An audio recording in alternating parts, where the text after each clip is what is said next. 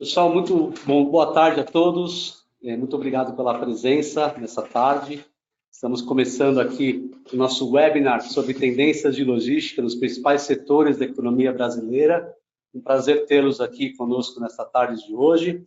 Deixa eu primeiramente me apresentar. Meu nome é Douglas Piagentini, sou o diretor responsável por vendas aqui na Maersk, no East Coast South America, que abrange Brasil, Argentina, Paraguai e Uruguai. Muito bom estar com vocês. E também apresentar aqui os nossos ilustres participantes nessa data de hoje aqui no nosso webinar, começando com a Cristiane Meneghelli. Falei seu nome certo, Cristiane Meneghelli? Sim, sim. Ela é International Logistics Manager na Intelbras. Muito bem-vinda, muito obrigado pela sua participação. Obrigada.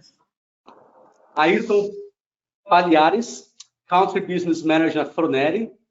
Muito obrigado, Ayrton, também pela sua participação na data de hoje.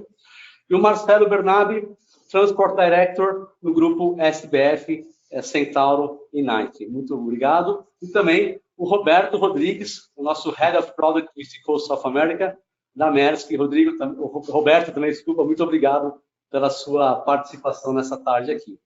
Bom, trazendo vocês da perspectiva, nós teremos 1 hora de conversa. A proposta aqui é que a gente traga um bate-papo muito aberto, né, sobre essas tendências da logística num ano tão delicado, vamos dizer assim, tão complicado que está sendo 2023, o pós-Covid aí, chegando fortemente. E também nós deixaremos aqui, né, no final, a abertura para vocês, participantes, perguntarem, sentirem-se à vontade aí para algumas perguntas que vocês tiverem, tá bom? Bom, dito isso, pessoal, eu vou trazer um pouco para vocês aqui. Desculpe se olhar um pouco para baixo, que vou estar olhando aqui para o iPad aqui algumas informações, um pouco do que está acontecendo no mundo, um pouco de insights, no caso aqui, global da economia. Começamos com um GDP, né, um crescimento menor do que esperado globalmente, né, o PIB global, no caso aqui, em 2023, na casa de 2,9%, né, mas realmente tendo um crescimento novamente na casa de 3,1% a partir de 2024, essa é a expectativa. Então, o aumento realmente das políticas de taxas aqui, né, ainda mais a abertura novamente da China, pós-Covid, né, e novamente a Ucrânia ainda sendo um question mark globalmente sobre a guerra da Ucrânia afetando globalmente o supply chain, né. A gente espera que globalmente a inflação abaixe globalmente nos bancos centrais nos próximos meses, e temos a melhoria dos problemas de supply chain, como nós tivemos no passado aí, por questões da Covid e entre outros pontos, né? Então, isso realmente há uma recuperação na questão dos bottlenecks, vamos dizer assim, dos problemas da cadeia global de supply chain. E realmente a questão da Europa, o inverno realmente, a gente teve aqui um preço realmente do gás, uma pressão muito alta, que chegou a 3 vezes a mais o valor do gás para o continente europeu. Trazendo um pouco mais para a economia na América Latina, nós estamos estimando aqui em 2023 aqui, um crescimento menor, na casa de 1,8% para toda a América Latina, e tendo aí realmente uma recuperação em 24 na casa de 2,1%, né? Que é uma performance, inclusive, importante mencionar, acima dos Estados Unidos e da Europa, nesse momento aqui para a América Latina, muito foco na América Latina por conta desse crescimento que espera-se acontecer, né? A reabertura da China traz um impacto positivo para o México, principalmente por conta dos Estados Unidos, que é importante, que é um grande provedor de spare parts e produtos, além do Brasil, do Chile, do Peru e da Colômbia. Falando um pouco de Brasil nesse momento, a gente estima realmente, a última informação que nós tivemos, de 2023, uma estimativa de PIB de 0,5% a 1% neste ano, né, e esperamos aqui para 24 na casa de 1,1%, 1,4%. Então, realmente, esse primeiro trimestre, a gente vai conversar um pouco mais durante a nossa conversa aqui, espera-se aqui um número um pouco menor de volumetria para alguns clientes, alguns setores. A gente quer entender um pouco mais dos nossos especialistas aqui no nosso chat, né? Falando um pouco de Ocean e Air Outlook, ou seja, como é que está o volume que nós esperamos nos próximos anos, a gente entende 23, globalmente falando, no Ocean, no Market Trade Outlook, na casa de menos 1,4%, uma retração de 1,4% do volume global de carga marítima, mas em 2024 a gente entende um restabelecimento desse volume, um crescimento na casa de 3,8%, tá bom?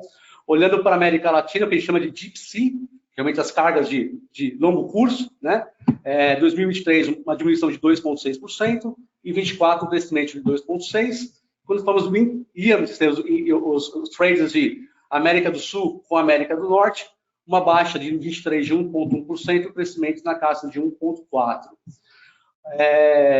Esse realmente traz um pouco da visibilidade para vocês de volume e de como é que está essa questão para a América Latina. Um pouco de tendência do supply chain para 2023. Então, o esperado torna-se esperado, né? Realmente a gente espera o cliente buscando mais agilidade, mais flexibilidade, mais contratos de médio e de curto prazo, frente às incertezas que estão chegando no mercado. Essa questão da economia, a incerteza da economia e o protecionismo de algumas economias também afetam um pouco o mercado local brasileiro, a gente tem visto isso acontecer. E, obviamente, sustentabilidade é um hot topic, vamos dizer assim, em grandes empresas, falando de agenda de ESG, de descarbonização, etc. Isso existe, como a Maersk, temos a nossa agenda de 2040, Zero Carbon. Muitos dos nossos parceiros, nossos clientes buscam também, dentro desse contexto, ter uma agenda muito forte de descarbonização. Um pouco de um overview para vocês, não quis me ater um pouco às questões globais, mas seria importante também, considerando aí toda essa questão macroeconômica, regional e local, né? Eu queria entender um pouco da Cristiane, no caso aqui, né? No seu caso, Cristiane, na sua visão, qual que é a sua situação atual do seu setor, né? Do setor a qual vocês estão inseridos frente a todos esses desafios que a gente vive no Brasil, na América Latina e globalmente, né? E qual que é o seu principal, isso pode estender essa pergunta também para o Ayrton e para o Marcelo, o principal aprendizado que vocês tiveram durante a pandemia? Tá. Boa tarde. Como que eu entrei na Intelbras aí final de 2021, então não peguei toda a pandemia, mas aí para falar da pandemia, eu sei que a gente, através do time que trabalha comigo, dos meus colegas, foi uma época muito difícil no sentido de administrar todo o volume que a gente tem, toda a parceria com a China, né, que existe. Então, com o fechamento da China e iniciando a pandemia, eu creio que o struggling, né, que o esforço maior foi se concentrar no abastecimento e no crescimento que estava havendo, porque a Intelbras ela é líder de mercado para a área de eletrônicos, tecnologia. Então, imagine, de uma hora para outra, a gente está trabalhando de casa e buscando nos conectar com o mundo, né? Então, poxa, está todo mundo correndo para buscar se equipar, né? Se organizar em casa com a tecnologia toda aí. E aí a demanda subindo bastante rápido na Intelbras por esse tipo de produto, né? Então, imagino que acho que o core de esforço foi buscar abastecer, não deixar parar a indústria, né? Para a gente poder atender o mercado, que estava muito representativo, assim, no segmento principalmente desse de home and office. A dificuldade logística, ela foi bem importante naquela ocasião, onde a gente tinha blank sailings, uma escassez de espaço nas aeronaves, né? Porque temos produtos semicondutores e outros produtos que eles são de origem no modal aéreo já, por premissa. E aí, quando a economia está acelerada, ou quando a demanda está acelerada, o modal aéreo é o primeiro a ser buscado também, né? Então, a gente teve escassez de espaço, e aí o mercado, eu creio que ele vem se acomodando desde então, virando 2021 para 2022, aí é um cenário que ainda era pós-pandêmico, mais recente, e mais para o segundo semestre que a gente está vendo como que o mercado de fato está reagindo. É claro que os produtos da Intelbras eles são muito inovadores, então é de alta tecnologia que ao tempo todo está se atualizando e aí a gente continua com a demanda. Mesmo que eu tenha o meu office aqui estruturado, eu vou me atualizar com isso também, porque aí surgiu a demanda agora dos colaboradores. A gente consegue ser produtivo trabalhando de casa, então eu vou me estruturar em casa e aí estamos atendendo, eu creio que boa parte do Brasil, né, está trabalhando no modo híbrido. Então, os segmentos, eles continuam se desenvolvendo, crescendo, mas o resultado, eu acho que a gente prevê para esse ano, ele está muito atrelado ao comportamento, de fato, pós-pandemia, depois que a economia está se ajustando um pouco mais, né? Os desafios, eles são grandes, a gente continua com o desafio de abastecimento de matéria-prima na área de semicondutores. A gente concorre aí também, de modo de dizer, né? Mas eu não sou muito pró-expert da tecnologia, mas já participei de algumas reuniões com os fornecedores, e aí eles vêm me explicando como que a gente concorre com o mercado de automóvel, né, que também está se reinventando aí, os veículos elétricos, as maquininhas que a gente tem por aí. Então, assim, a gente acaba tendo ainda dificuldade, um pouco de dificuldade com o abastecimento da matéria-prima, mas nada que nos chame atenção como deve ter sido na ocasião da pandemia, né? O aspecto, assim, só para fechar com a parte logística que você comentou, isso também foi, eu creio que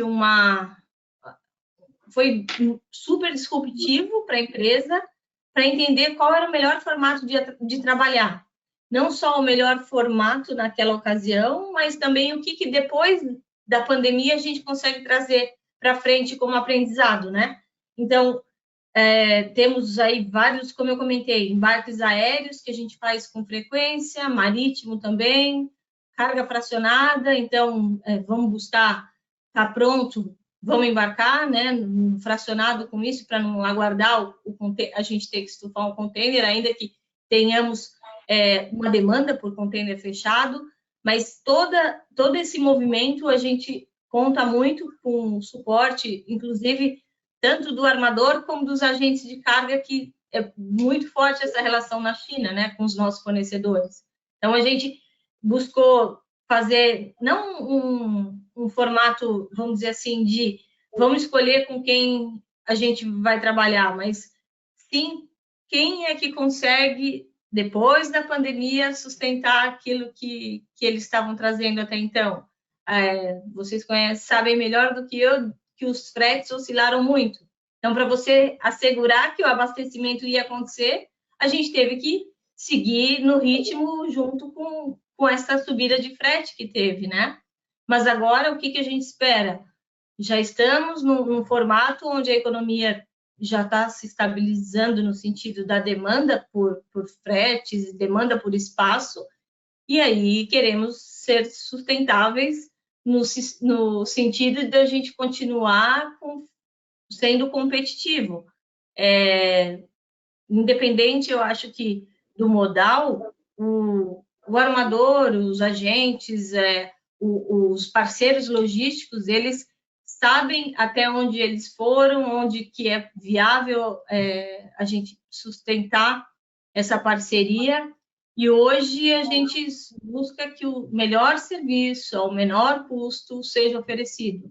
Eu creio que todo mundo que tem o driver, né? Todas as empresas com driver no cliente apostou em vamos seguir nessa linha para abastecer e não olhou muito a questão do custo do transporte. E agora é o momento da gente olhar isso com muito carinho. Qualquer centavo que a gente vê que está fora, a gente vai cobrar, né? Não, legal. Cristiana, acho que seus comentários vêm muito em encontro aqui com resiliência e flexibilidade do supply chain, né? As tendências que nós temos aí para 2023, conforme eu havia comentado, realmente readequar essa cadeia para atender essa nova condição de mercado, realmente não foi simples, né? Foi um grande desafio para a Intelbras, eu entendo aqui, mas muito bom, muito bom comentário. Não sei se o Ayrton, de repente, tem algum comentário também nesse sentido? Como é que foi aí 23, pós-pandemia? Como é que vocês têm enxergado os desafios logísticos de vocês até então, né? Não, claro, concordo plenamente com a Cris. Aí acho que a gente está num cenário onde você falou de logística, né? Acho que a logística, a pandemia fez a gente ainda dar mais valor para a cadeia de abastecimento, porque a gente enfrentou problemas tanto no abastecimento de matéria-prima, né? Eu acabei não falando, mas da Froneri, quem não conhece, a Froneri é uma empresa mundial aí que trabalha no ramo de sorvetes, né? Então, a gente afetou vários desafios, tanto no abastecimento de várias matérias-primas, commodities, e também no suprimento, no transporte, né? Então, acho que a cadeia logística realmente se mostrou como um ponto muito chave em momentos que a gente está vivendo aí no cenário global, como você citou, ainda de alguma incerteza, né? Para não dizer bastante incerteza. Então, acho que fundamental aí a gente está muito plugado nesse tema, né? No caso da Froneri, o aprendizado, a gente foi um pouco na contramão e até com muita parceria da Maersk aí. Com a pandemia, a gente acabou sendo muito afetado na nossa parte do segmento out of home, que é altamente servido nos pontos de venda espalhados pelo Brasil, onde com a pandemia a gente teve uma retração de aproximadamente 80%. Aí, buscando se reinventar aqui, fábrica para funcionar e tal, a gente acabou pegando um projeto de abastecimento para os Estados Unidos, né? E isso foi fantástico. Hoje a gente está com isso muito forte. O ano passado a gente exportou mais de 1.000 containers aí com a ajuda da Maersk, com essa parceria que a gente fez. Então, mais uma vez, aí você vê que, apesar de tudo isso que a Cris falou, dos preços terem aumentado, de ter faltado container, de ter faltado transporte, né?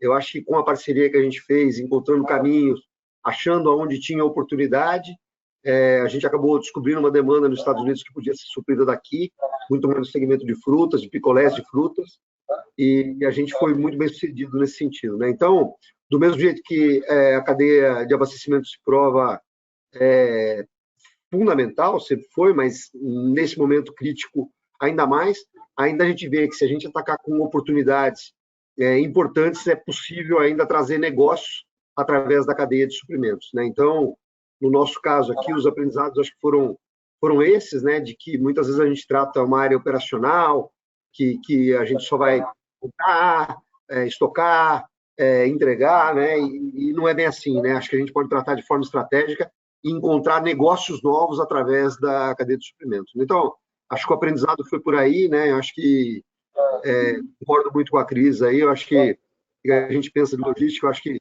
não dá para falar que não tem como a gente ver um diferencial maior do que o nível de serviço e o custo hoje para você tanto atender a demanda aí dos clientes e a competitividade cada vez maior, como também fazer chegar, né? Isso está cada vez mais importante, o nível de serviço, você atender as expectativas combinadas. Então, é fundamental aí esse tema que a gente está discutindo hoje. Não, perfeito. Muito obrigado pelos seus comentários. Acho que vem muito bem o comentário da Cris também. Realmente um momento delicado, né? A gente tem vivido, a gente precisa se reinventar e muitas vezes na logística aí. Lembrando, pessoal do webinar, que vocês podem, ao longo da nossa conversa aqui, colocando perguntas aqui no chat, a gente vai realmente respondendo para vocês ao longo. Marcelo, acho que, passando para você agora, acho que a mesma linha de pergunta, quais são os aprendizados, etc., da pandemia, pós-pandemia para vocês, e também olhando o mercado de lifestyle, que é um mercado muito grande, o que, além, adicionando essa pergunta, né, vou dar uma complicada na sua vida aqui, tá? Como é que você vê o mercado de vocês, do lifestyle, também com o nearshoring e o offshoring, né? A gente escuta muito, acho que o pós-pandemia trouxe um pouco essa reflexão para as pessoas, o quanto a gente mantém essa produção 100%, instalada longe dos seus mercados, né, de venda, e quando a gente coloca isso mais perto da gente, né, como mercado, como é que você tem visto isso também? Queria adicionar esse ponto aqui, esse salzinho na nossa pergunta para o Marcelo aqui. Vai lá, Marcelo. Só isso, né, Douglas? Boa tarde, Só obrigado. Bom, falar um pouco do varejo.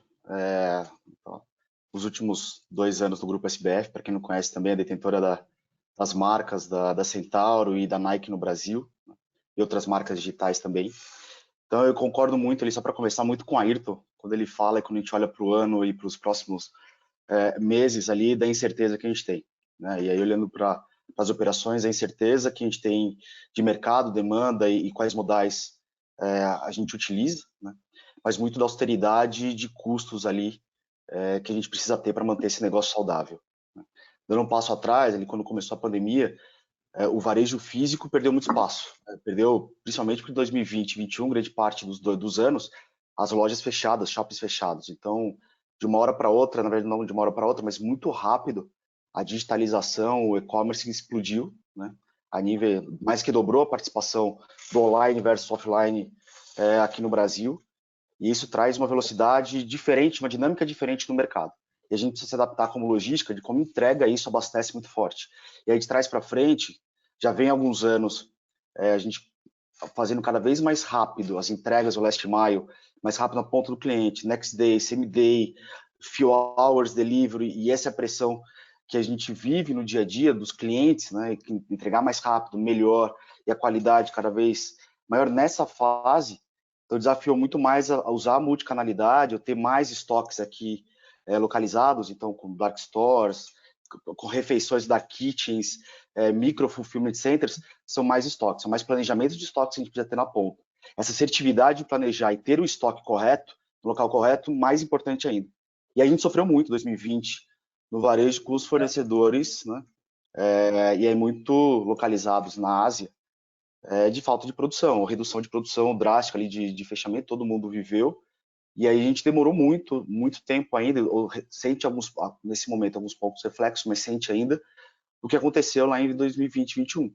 Naquela época faltou para muitas marcas produtos no mundo inteiro, então todo mundo reduziu o que tinha disponibilidade de movimentações de estoque. Então, como driblar um pouco isso e como fazer com que o produto que nós já tínhamos de estoque antes, mais o shortage, né, o pouco ali de disponibilidade nos últimos 2 anos, pudesse trabalhar, e aí emendo com a sua pergunta, sim, grande parte do varejo, inclusive o grupo, aumentou mais ainda o fomento ou o desenvolvimento de produção local, né?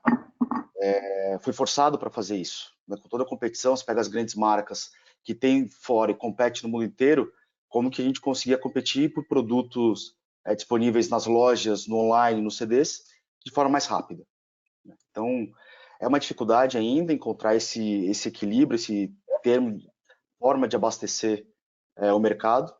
E olhar para 23, ainda a incerteza é muito grande. Então, já tem pesquisa olhando para o varejo, já hoje pesquisa um pouco mais pessimista, olhando para o segundo semestre, de retração ali do volume comparado a 2019. Vamos falar, antes da pandemia, já era uma previsão de ultrapassar 2019 que não se confirma, né?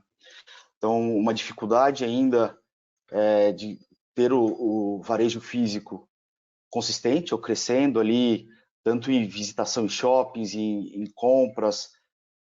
Então, reflete no volume do ano, no volume que a gente tem ainda previsto para confirmar ainda toda essa importação que vem, que é expressivo dentro do varejo, né? Então, olhando aí para a disponibilidade de produtos, né, importante, custo, a pressão de custo, como a Cris comentou, super forte nos últimos anos e ainda mantém nesse. Então, nos últimos anos ali, combustível no Brasil, fretes, mão de obra de entrega de last mile, muito difícil, né? Então, falo de last mile ali, as entregas em si são custos muito relevantes na cadeia do varejo. E aí eu quero entregadoras, transportadoras de last mile, que eram focadas no varejo, começaram a ser multiplataformas. Entrega para o varejo online, para uma marca de moda, entrega no iFood, entrega refeições, produtos, etc. E a competição cada vez saudável, eleva o nível de serviço, mas também põe uma pressão em custo e como que a gente trabalha de forma positiva em relação a isso, né? E acho que isso segue cada vez mais ali com tecnologia, como que multicanalidade, como a gente gere melhor, reduz o nosso transit time da cadeia inteira para ser mais efetivo com todo o working capital da companhia. Então, minha perspectiva de 23, 24, de continuar num cenário parecido, né?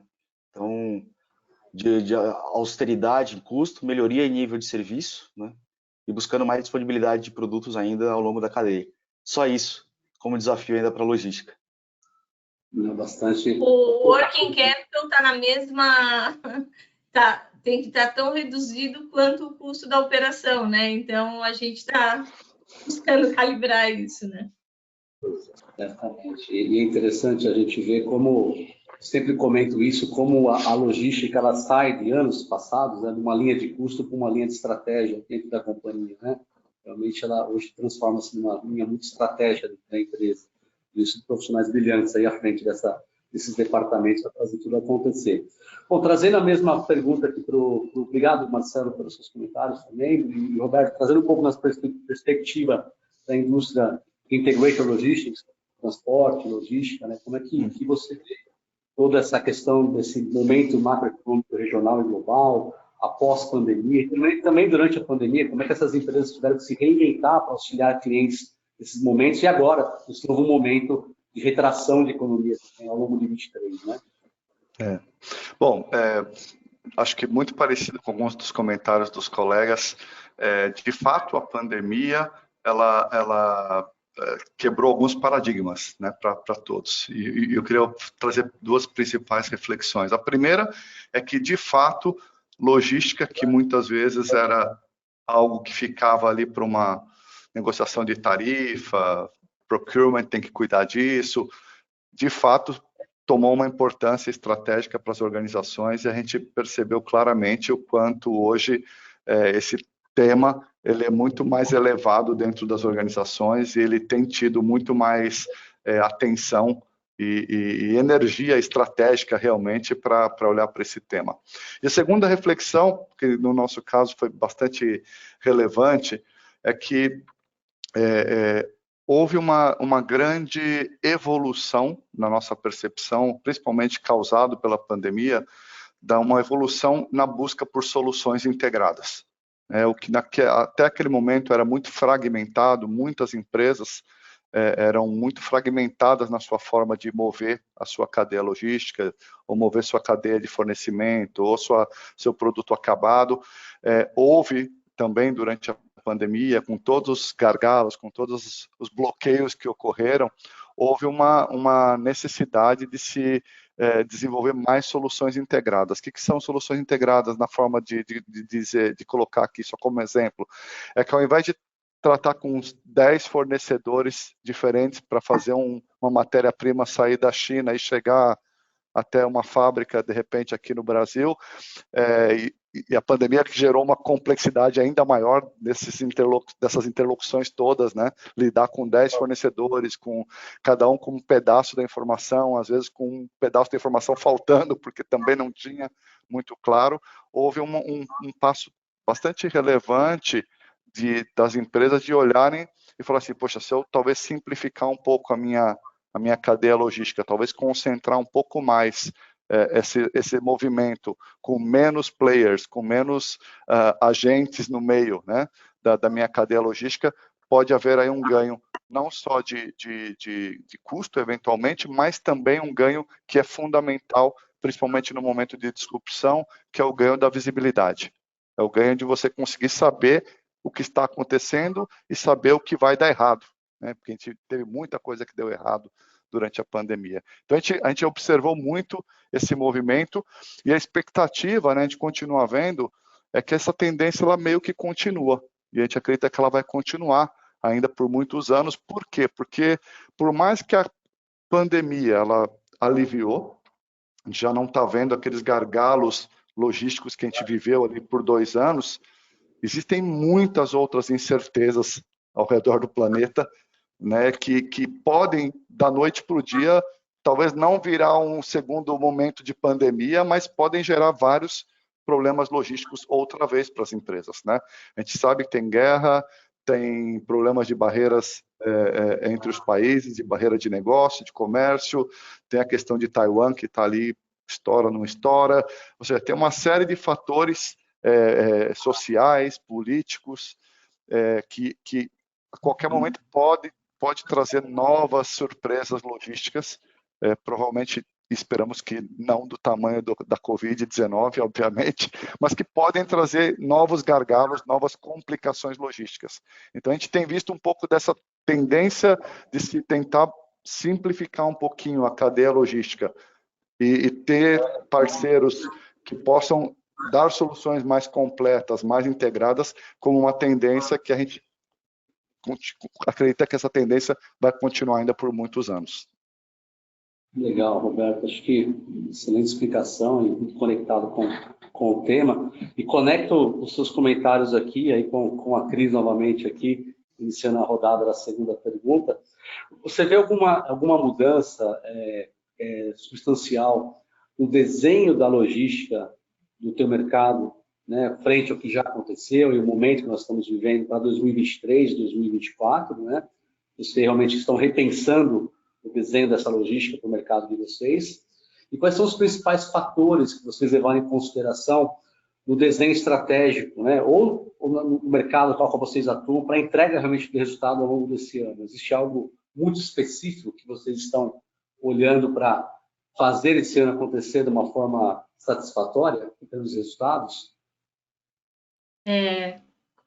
Como eu comentei, o Roberto também reforçou há pouco, o formato disruptivo, ele vem, acho que desde um pouquinho antes da pandemia, na Intelbras, onde a visibilidade do todo, assim, do supply chain ponta a ponta, ela já tinha sido mapeada e a gente tem até desembaraço aduaneiro feito em casa, né?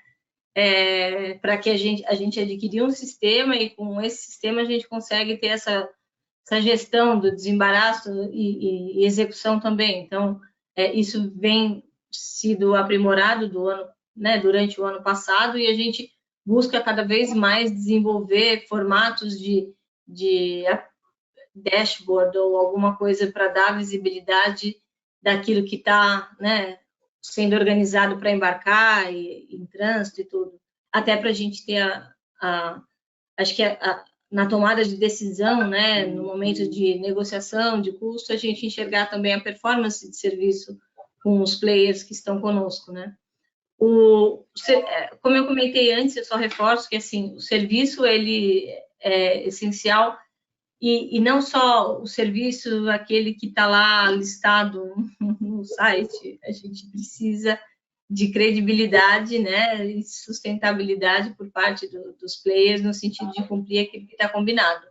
Eu sempre falo que o combinado não é caro, então vamos sair de mão dada nesse combinado e não ter que depois rechecar, retrabalhar essa informação. Eu acho que o retrabalho está cada vez menos tolerante, né, na operação logística, porque a gente precisa ser ágil, precisamos ser rápido, então você gerar um retrabalho, um esforço para poder trabalhar em um ponto que já foi visto, não faz o menor sentido, né? Então, o que a gente está olhando é serviço, nível de serviço, o custo, se a proposta de ter um player no end-to-end aí, da China até a nossa planta, ele for competitivo, por que não, né? Estamos olhando por esse lado, tanto é que a gente está nessa parceria com a Maersk há um ano. Não trabalhávamos direto com o armador antes, a gente passou a trabalhar com o armador e está sendo uma operação bem valiosa para nós, porque a gente percebeu que não só o container cheio, mas o LCL, ele também é viável. Então, à medida que o armador vai, né, se abrindo para poder entregar um nível de serviço, e além da tecnologia, a gente precisa ainda de pessoas, tá? Não dá para também robotizar todo o atendimento e o customer service se não ter com quem contar. A gente precisa, eu acho que tem que estar equilibrado, né? Então, a automação é essencial, mas a gente tem que ter alguém lá para, caso como eu falo, se o navio furar o pneu, a gente tem com quem falar. E manter, né, eu acho que manter essa visão de vou oferecer o melhor porque faz sentido na cadeia logística, não só vou oferecer o melhor e aí a gente tem outros players envolvidos que seriam os mesmos que talvez já trabalharam. Então, não é o caso.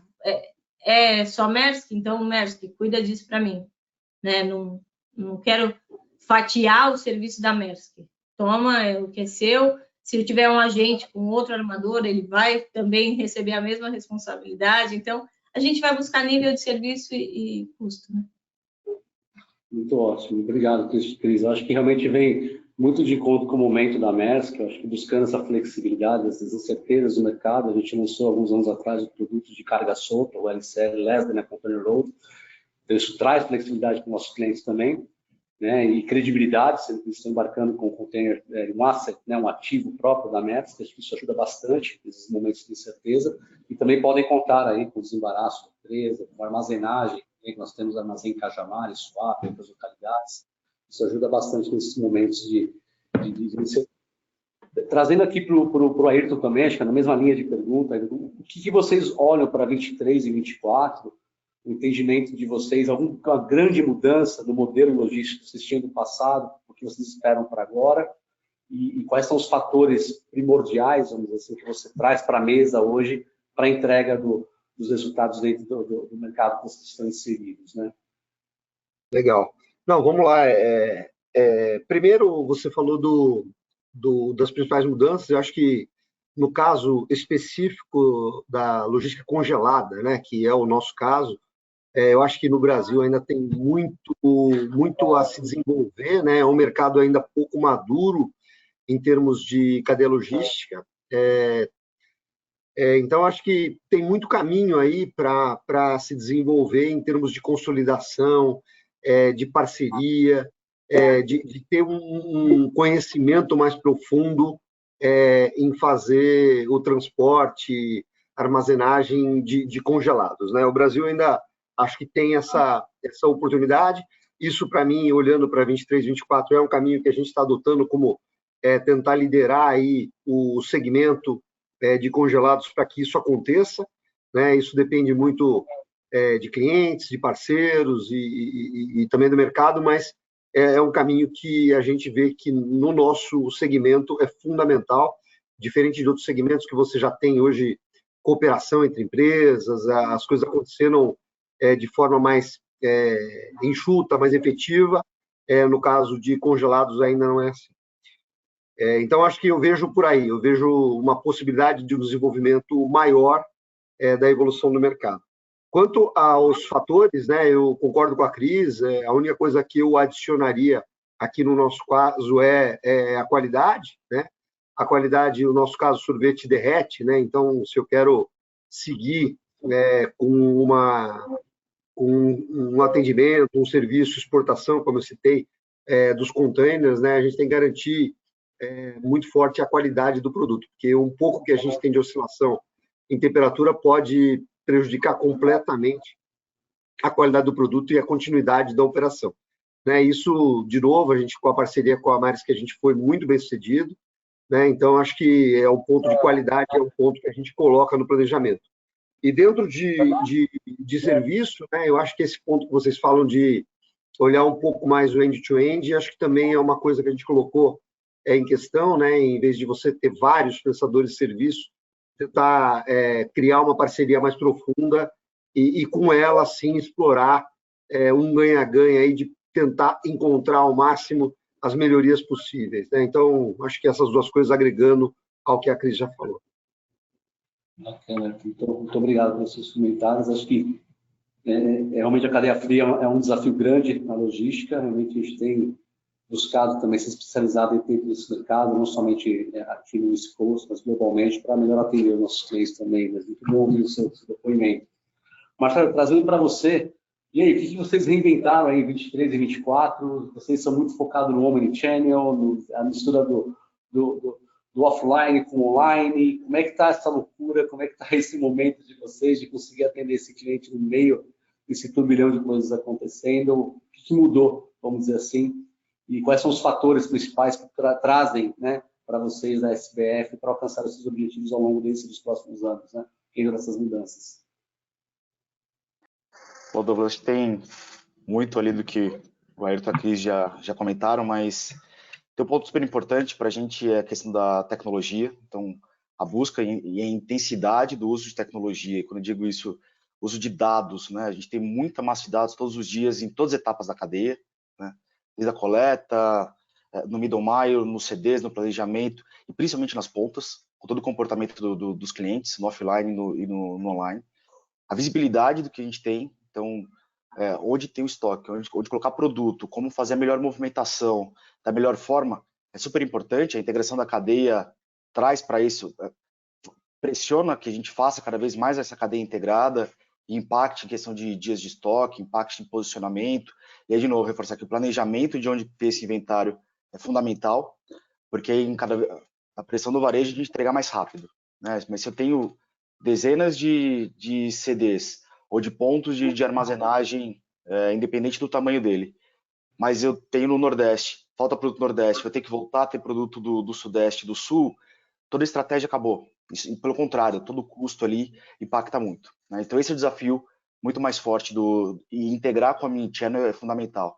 E quando eu falo de Omnichannel, é um cliente que compra na loja, poder receber em casa, ele compra no site, ele pode devolver na loja, ou ele pode experimentar na loja, comprar na loja para depois retirar no outro dia e fazer um pick-up. Então tem N modelos que com o uso de tecnologia, capacitação, a gente consegue chegar cada vez mais rápido, né? E a gente precisa fazer isso. A gente vê gigantes aí asiáticos nos últimos, vou falar, 3, 4 anos entrando no Brasil, entrando forte no cooperação, e aí são empresas teoricamente de varejo, mas com uma expertise de operação logística enorme, né? Como que se já entra, pode ser num dropship, num cross-border ou estoque local, você compete para fazer uma entrega da China para entregar para o cliente final do e-commerce, já tem ali brigas por entregar em 10, 12 dias, direto do que vem da China. E muitas vezes 10, 12 dias é o que a gente faz para entregar em alguma outra região mais distante do Brasil. Então, como que a gente compete nessa logística nacional, que não é só mais nacional? A gente fica com essa cabeça, que é a infraestrutura Brasil e tudo mais. A nossa quebra-cabeça é maior, né? Já tem empresa do varejo, do e-commerce asiático, prometendo entregas em 48 horas no mundo todo. E aí, como fazer isso? Você tem hub locais, aéreo, parcerias, tudo mais, mas eles já prometem. Então como que a gente precisa também fortalecer essa integração logística? O Omnichannel é fundamental para ter lojas, por exemplo, do grupo SBF, são mais de 250 lojas das marcas no Brasil inteiro. Como é que potencializa tudo isso para a gente entregar mais rápido, né? Qual que é o tipo de serviço, mão de obra e tudo mais? E aí, mão de obra é fundamental. Acho que um ponto que a gente precisa entrar mais fundo na logística, é uma opinião pessoal, né, é capacitação das pessoas, né? A logística a gente faz com as pessoas, com o nosso time, treinado, com processos, muitas vezes com autonomia, para poder executar, né? Então, como que a gente faz ali a logística para pessoas cada vez mais importante daqui para frente? E aí, cada vez com mais tecnologia, mais automatizada, com conhecimento mais profundo de toda essa experiência do cliente, né, para poder entregar cada vez melhor. Então, tem bons desafios aqui, como que a gente capacita, automatiza o que pode ser automatizado, também automatizar qualquer coisa não adianta, a gente está automatizando também coisa ruim, gera coisa ruim. Então, aí é nosso papel também separar bem ali esse filtro de como fazer isso dentro do nosso dia a dia. Perfeito, nós temos grandes desafios pela frente. Realmente a gente enxerga aí que o Omnichannel, muito bem colocado com você, que o mercado externo agora é um outro desafio interno para nós aqui, de atender esses novos entrantes no mercado, como você realmente atender o customer centricity, né? Realmente atender a expectativa do cliente. Novamente, aqui a agenda do diferencial da logística em pauta, né? Sendo diferencial para o nosso cliente final, né? E somos nós aí, no final do dia, comprando no marketplace, comprando na loja, para receber nosso produto no melhor momento possível, no maior, né, atendimento possível. Bom, vou vendo aqui para a nossa terceira pergunta, eu vou direto ao Roberto, que falando um pouco de sustentabilidade, acho que é uma agenda que está super em pauta aí em várias empresas, né, não somente na Maersk, nas empresas de vocês também, no mercado que vocês atuam. Então, Roberto, como é que realmente a importância da sustentabilidade no mercado do Integrated Logistics, né, logística, transporte, etc., a importância da sustentabilidade desse negócio, e quais são as ações que a Maersk, no caso, tem feito, né, para atender essas demandas, né? Gostaríamos de entender um pouco mais nesse sentido com você. Com certeza, Douglas. Esse é um tema fundamental para uma questão de sobrevivência do planeta. Não é nem uma questão só de sobrevivência dos nossos negócios, né? É realmente pensando como é que a gente deixa o mundo melhor para as próximas gerações. E nós todos temos algum compromisso de alguma forma e temos como contribuir com isso. Do lado da logística, do que a gente tem buscado priorizar, primeiro nós fizemos um compromisso de ter uma net zero emissões em 2040. Ou seja, que nossa operação ela tem que ser basicamente neutra em carbono em 2040. E para que isso aconteça, a gente precisa muito ainda de contar com a ajuda de praticamente todas as partes envolvidas. Nós precisamos dos clientes, precisamos dos governos, precisamos das autoridades, precisamos de parceiros que nos ajudem a viabilizar isso, né? Ações práticas até o momento, nós já encomendamos 19 navios que vão trabalhar com biocombustível, com a opção de viajar com metanol especial, biodegradável. O primeiro navio, inclusive, foi anunciado semana passada o modelo dele, é um navio pequeno que vai ser entregue ainda esse ano. Além disso, a gente tem feito vários projetos onde já existe caminhões pesados, elétricos. Por exemplo, nos Estados Unidos, na Europa, a gente já tem começado a comprar caminhões elétricos para colocar na operação. A gente tem, por exemplo, padrão nosso definido, todo armazém que a gente abre, ele tem que ser um armazém com a certificação LEED. Ou seja, ele tem que ter alguns requerimentos mínimos de sustentabilidade para que o armazém ele já parta de um modelo sustentável, né? Dentre várias outras ações que a gente tem buscado desempenhar. Mas o ponto bem importante aqui para que isso se torne uma realidade, a gente precisa da ajuda de todos, né? Por exemplo, hoje, se nós quiséssemos abastecer os navios com biocombustível, não existe produção suficiente de biocombustível que seria capaz de abastecer os navios. Então, a gente tem uma longa jornada e a gente precisa muito de parcerias, né, para que isso possa ser uma realidade de fato. Né? E, com certeza, os clientes vão ser bons parceiros também para que a gente possa encontrar as melhores soluções verdes para deixar a logística mais sustentável também no futuro.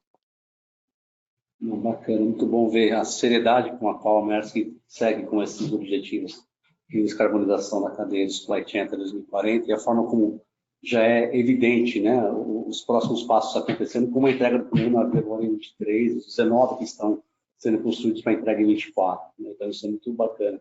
Rapidamente, até para que não estender muito do tempo, Cris, Ayrton e Marcelo, nessa sequência, como é que vocês veem na indústria de vocês também a questão da sustentabilidade no supply chain? Quais são os pontos que vocês entendem que é interessante e importante para vocês dentro das suas empresas e do mercado que estão inseridos também?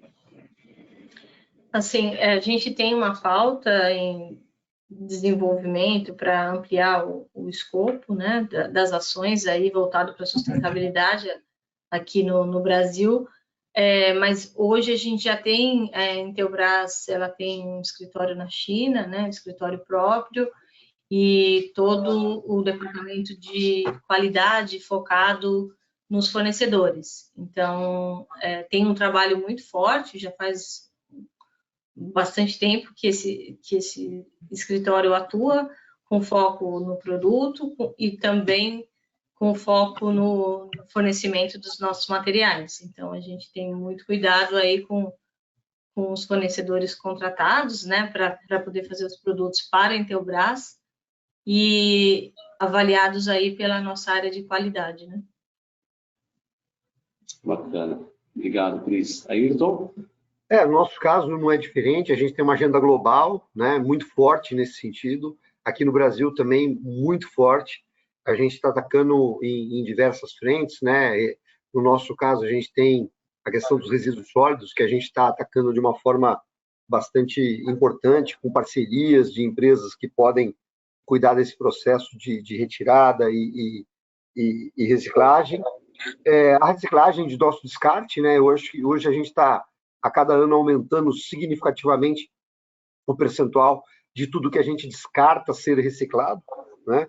A gente tem frentes importantes, no nosso caso a gente tem os descartes de freezers, né? A gente tem, para os pontos de vendas, a gente coloca freezers no mercado, tal. Então, toda essa cadeia, a gente tem um descarte muito ecologicamente correto, né?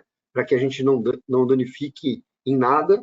E, em terceiro, a gente vem trabalhando numa alternativa de redução aí das quilometragens rodadas através de eficiência de operação e também da procura de veículos e combustíveis que possam ser mais aderentes a esse novo momento que a gente está vivendo, né? Mas, basicamente, fundamental, acho que a gente tem que ter em mente que, como o Roberto falou aí, é uma necessidade, é uma visão que, infelizmente, não foi levantada muito antes, mas que agora a gente tem que correr contra o tempo para conseguir recuperar e deixar a coisa em ordem, né? É isso aí. Obrigado, Ayrton. Marcelo, e vocês? Para a gente também, sustentabilidade está muito em pauta e isso vem com o driver forte do cliente final. Eu já tenho por exemplo, as novas gerações, né, de consumidores já buscam produtos que são sustentáveis, né? Tecidos, fabricação, mas muito da logística da entrega. Então, já tem exemplos ali de cobrar frete ou ter uma forma diferente de entregar se você tem um modelo de entrega sustentável. E é muito forte para a gente o Last Mile, sendo o driver inicial de toda a movimentação nesse sentido. A eletrificação está muito em pauta. Então, veículos elétricos, bicicletas elétricas, as motos elétricas de entrega para cliente final, onde o cliente enxerga, onde a gente tem um impacto maior na nossa cadeia de varejo. Então, nesse ponto que é o principal, a eletrificação está muito forte. O investimento nessa frente e como variar essa forma de fazer, além de eletrificação, entregas de bicicletas, entregas a pé, então tem muita forma ali que a gente é cobrado para poder fazer de forma certa para a redução dos gases, né? E esse é um ponto que a gente está muito no começo aqui ainda no Brasil, tanto de custos, de investimentos, né, no avanço. Né? Do outro lado, dentro de casa, a gente tem muita coisa para a gente poder fazer ao longo da cadeia, mas ali mudança de tecidos, né, mudança de produto da fabricação, mas muitas das embalagens já vem de alguns anos acontecendo. Então, como que a gente reaproveita caixas dentro do próprio circuito de abastecer uma loja, de retornar para os CDs, como que redução de plástico, tudo isso tem acontecido de forma muito forte também nesses últimos anos e que traz ali um ponto importante para dentro do varejo. Né? Acho que é uma pauta que está crescendo bastante ainda no setor. Com certeza. Acho que trouxe um ponto super importante, Marcelo, que é o consumidor final. Realmente, essa nova geração aqui entrantes no mercado, eles realmente têm uma preocupação diferenciada de buscar produtos e fornecedores, né? Realmente com uma mentalidade já e serviços já com a sustentabilidade realmente encaixada nos seus valores. Aí, nem uma ideia, mas já entregando essa sustentabilidade no dia a dia. Né? Acho que isso é um ponto super interessante. Para a gente fechar a nossa rodada de perguntas, tem uma pergunta, obrigado pela resposta sobre as prioridades de todos. Uma pergunta até um pouco engraçada aqui, mas imagina que vocês encontraram a lâmpada de Aladim, tá? E vocês esfregaram essa lâmpada e saiu lá o gênio da logística, nesse caso, tá bom? Então, vocês não terão direito a 3 desejos, somente um nesse momento. Eu queria entender da Cris, do Ayrton e do Marcelo, qual seria o seu grande desejo que vocês teriam aí para ser atendido pelo nosso querido gênio da logística. Poxa, quanta responsabilidade, né? Mas eu estou olhando aqui para nós, aí eu estou associando, não sei se eu vou responder a pergunta, mas enfim, estou associando assim os nossos segmentos ao que queremos. A gente quer buscar, e assim, isso foi um alerta que nos trouxe na pandemia, né? Então, a gente quer estar conectado com a tecnologia de ponta, com os produtos de ponta, né? No sentido de trazer mais... de incentivar a gente na saúde, né? De cuidar mais da gente, atividade física e mais. E também queremos do Ayrton aí poder, né, debruçar um sorvetinho bem caprichado no momento do lazer. Então, assim, gênio da lâmpada, me traga saúde, me traga tecnologia e o prazer ao mesmo tempo, quando eu desejar. Então, isso vai envolver a logística, essa entrega conjunta, né? E para atender aquele momento que a gente precisa e merece. Muito bom, Cris. O sorvete está garantido aí, viu? Vai ser um prazer. O sorvete da Nestlé, aí, o sorvete da Froneri, realmente pode sim ajudar muito nesses momentos aí de relaxamento, né? Quanto ao gênio da lâmpada, eu acho que é o seguinte, a gente comentou muito aqui e para mim é que cada vez mais os nossos parceiros, nós mesmos, os nossos consumidores, façamos com que a supply chain seja de fato um valor competitivo, porque eu acho que se a gente consegue reduzir o nosso desperdício e aumentar a nossa eficiência, todo mundo ganha. Então, para mim, seria esse o tema de logística. Agora, se não for logística, eu traria o gênio da lâmpada e pedir um pouco mais de estabilidade para o mundo, né? Um pouco de paz aí, para a gente poder seguir nosso desenvolvimento na briga, né? Valeu. Muito bom, muito obrigado. Marcelo? Esse gênio tem muita coisa para poder fazer, né? Então, na logística, a gente administra riscos ali o tempo inteiro, né? Então, são vários pratinhos, e olhando todo o cenário para os próximos anos econômicos, e é um pouco disso, que a gente consiga ter estabilidade, né, menor risco operacional, consiga trabalhar melhor ali no dia a dia com os times, planejar melhor para conseguir criar e inovar mais, né? Mas acho que isso é o dia a dia. Acho que o ponto principal é, de fato, ali a gente conseguir ter menos essas avalanches que a gente vem enfrentando aí de guerra, economia, crises, que a gente possa ter melhor ali condições gerais também para a parte social, né? Tirando um pouco da logística, mas para a vida de todos nós. Muito bom, obrigado, pessoal. A gente está chegando ao fim do nosso webinar, mas chegou o momento das perguntas e respostas aqui do nosso webinar. Devido ao tempo, a gente vai trazer para esse momento somente uma pergunta direcionada ao Roberto, né, que nossos participantes aqui. Bom, a pergunta é: como a Maersk vê a questão das cargas LCL em relação à segurança do desembaraço, liberação da carga, agilidade e dos custos envolvidos na parte de nacionalização, armazenagem, luvas, etc. Ok, bom, obrigado pela pergunta. Esse é um produto que nós começamos há aproximadamente 1 ano e meio atrás e temos visto um crescimento bastante grande, até pela nossa própria condição de podermos operar com navios próprios, com containers próprios. Isso obviamente traz uma confiança grande. O nosso modelo, né, quando chega no momento se é uma importação, por exemplo, a gente tem buscado expandir para mais portos, para poder garantir um transit time melhor para o cliente. Na chegada, na desconsolidação, a gente ainda continua trabalhando com parceiros locais, que são os operadores das zonas alfandegadas, e essa é uma questão que a gente tem buscado aprimorar essa parceria com esses parceiros locais, para que a gente possa, no final, oferecer uma solução competitiva para todos os clientes. É uma combinação realmente de estrutura própria. No momento que chega no porto, aí sim a gente tem uma parceria com um parceiro local que opera esses terminais alfandegados, para que isso possa ser desconsolidado e liberado dentro da necessidade do cliente. Esse é um pouco do modelo, e a gente acredita que esse é o modelo que vai continuar por algum tempo ainda. Existem modernizações na parte de liberação alfandegária. O próprio governo brasileiro está comprometido a acelerar a questão do desembaraço sobre água e outras mudanças que estão a caminho, que a gente acredita que também vão beneficiar o produto LCL, mas a gente tem que acompanhar a real aí, implementação dessas novas regras, legislações, que a gente acredita que pode trazer um benefício ainda maior e uma velocidade maior para o produto como um todo. Legal. Muito obrigado, Roberto, pela resposta. Estamos chegando, então, ao final do nosso webinar.